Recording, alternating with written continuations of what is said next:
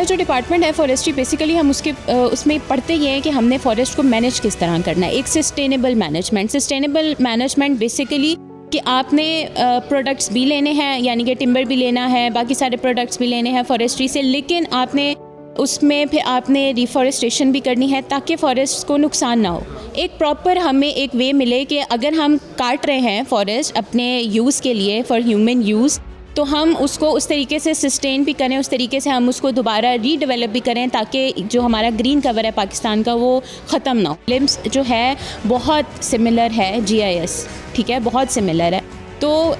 Basically हम employment opportunities भी forestry students के लिए और आगे जितनी बेहतर कोई जॉब्स हैं या आगे हम लोग कोई काम कर रहे हैं अपना फॉरेस्ट्री का, फॉर एग्ज़ाम्पल अगर हमने आगे अपनी स्टडी कंटिन्यू करनी है, फॉर एग्ज़ाम्पल कोई MPhil है, PhD है, उसमें ये एक चीज़ बहुत हेल्प करेगी।